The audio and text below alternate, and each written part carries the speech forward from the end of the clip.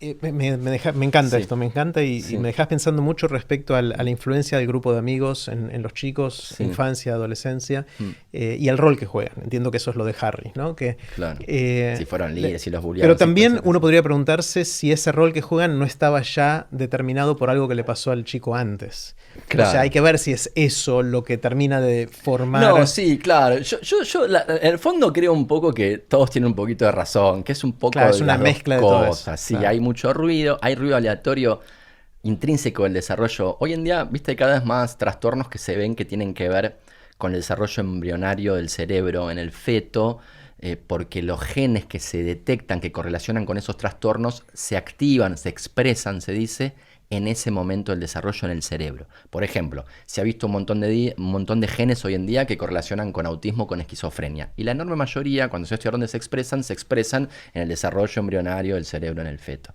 Entonces vemos que hay mucho de eso. Entonces yo también la teoría de Kevin Mitchell y Nate me parece bastante convincente. Hay otro dato que me parece súper interesante, que es, por ejemplo, la epilepsia tiene un componente genético grande, ¿no? Si vos sos epiléptico y tenés un hermano gemelo, es probable que él también tenga epilepsias. No se dice que sos epiléptico, me parece que está mal, porque tiene epilepsia. Tiene epilepsia. Tiene epilepsia. Entonces, ahora bien, y entonces sabemos que es un componente genético grande. Ahora bien, ¿dónde es el foco de la epilepsia? Nada te dice dónde está el foco en un hermano respecto a dónde está en el otro. Y entonces el foco exacto de la epilepsia parece depender de eso, esas fluctuaciones aleatorias en el desarrollo del cerebro. El foco significa dónde se dispara en el Claro, ¿dónde cerebro. se dispara? Entonces puede ser, por ejemplo, a un hermano gemelo se dispara en la corteza frontal. Bueno, eso no te dice nada. Capaz que en el otro es en la occipital o en la parietal. O sea, es como si no supieras nada de... Si sabes que el hermano gemelo tiene epilepsia, es probable que el otro hermano tenga epilepsia. Pero el foco de la epilepsia no tiene ningún poder predictivo de un hermano sobre el otro.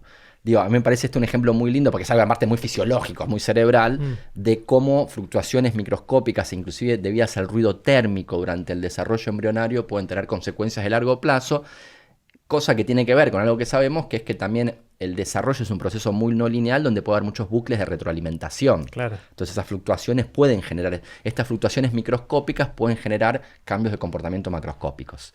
Y me parece que eso hay algo de verdad también. Igual, todo esto me parece fascinante, Jerry. O sea, por eso un poco me metí a estudiar un poco todo esto en los últimos años. Y por eso lo menciono bastante en mi último libro, porque también a su vez tiene muchas consecuencias, si se quiere, moral. O sea, hablar de estas cosas no es... O sea, con vos obvio que todo es fácil charlar. Pero... Gracias por el piropo. no, pero sí, porque sos una...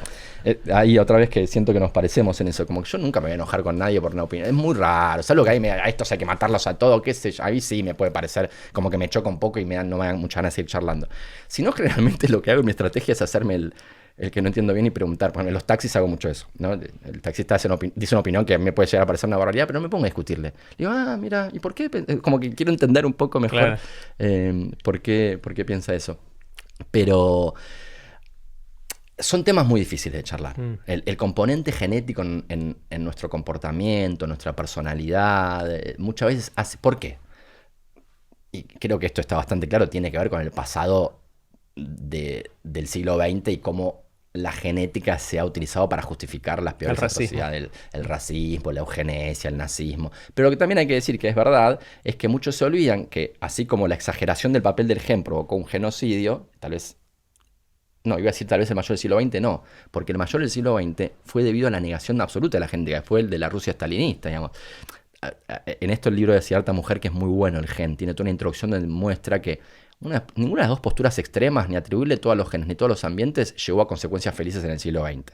El nazismo llevó a un genocidio, pero lo contrario llevó a otros genocidios, porque es tan inconcebible el nazismo sin la asunción de que los genes determinan todo, como el estalinismo, los genocidios llevados en nombre del marxismo, si se quiere, sin la creencia de que el cerebro es infinitamente manipulable y que podemos convertir al ser humano en lo que nosotros querramos, ¿no? Los Interesante. genes es una excusa de la burguesía para fijar las diferencias individuales y para justificar su opresión, y en realidad el cerebro es infinitamente modificable. Vamos a ser una sociedad en la cual vamos a educar a todos por igual, todos van a entender que el comunismo es lo mejor y vamos a ser felices para siempre. Es como, estoy caricaturizando un poco, Ujú. pero me parece que está bueno que dentro de la academia, el intelectualismo, el progresismo, que son los ambientes que yo habito, las universidades, se conozca este otro lado también, porque la negación de la genética también causa mucho sufrimiento. En ese sentido, bueno, lo que ya conté yo, de las explicaciones para el autismo, para la esquizofrenia, donde siempre se trataba de buscar. Hoy en día sabemos que, por ejemplo, el autismo tiene un componente genético del 80%, la esquizofrenia del 50%, la biología tiene que ver, no lo determina,